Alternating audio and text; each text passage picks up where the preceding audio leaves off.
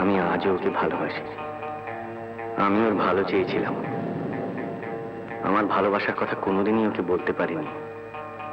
প্রথম বাধা, আমি খ্রিস্টান, অতসী হিন্দু ব্রাহ্মণ। আপনি হঠাৎ এখানে কখন এলেন? এই গানটির সুর আপনার খুব প্রিয়, তাই না? হ্যাঁ, এই গানটি আমার জীবন দর্শনে বলতে পারেন। আপনার জীবন দর্শন আমাকে এক অকৃতজ্ঞের কথা মনে। তোমাকে ফাদার অ্যালেন এখনই একবার ডাকছেন। আসছি। আচ্ছা, আপনি প্লিজ একটু বসুন, আমি ফাদারের সঙ্গে কথা বলিয়ে আসছি।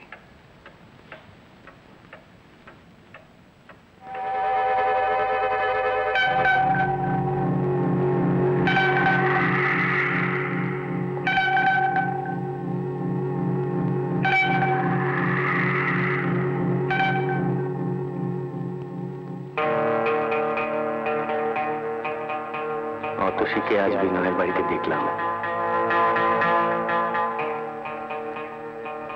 ওয়েলফেয়ার অফিসার হয়ে এখানে সে এসেছে। নিজের মনকে যাচাই করে বুঝতে পারলাম আমি আজও ওকে ভালোবাসি। আমি ওর ভালো চেয়েছিলাম। আমার ভালোবাসার কথা কোনোদিনই ওকে বলতে পারিনি। প্রথম বাধা, আমি খ্রিস্টান, অতসী হিন্দু ব্রাহ্মণ। তাই অতসী সম্পর্কে আমার ফিলিংস চিরক্তই ছিল।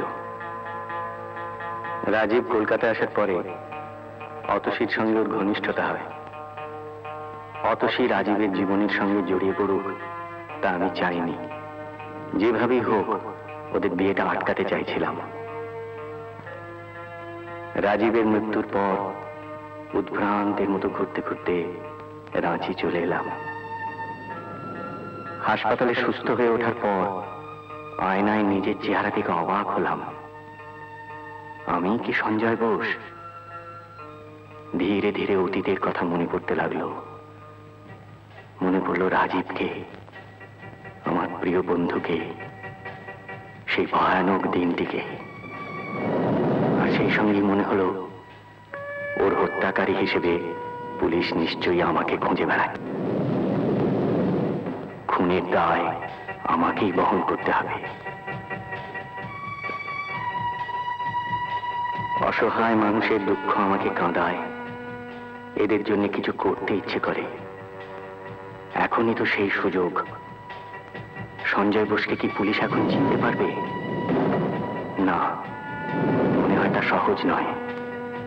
তাহলে নতুন চেহারার সঙ্গে নতুন নাম নিয়ে নিলে কেমন হয়? তাই করলাম। ফাদার বথমকে নিজের অজান্তেই নাম বলে ফেললাম প্রবাল মজুমদার। কিছু মনে করবেন না, আপনাকে অনেকক্ষণ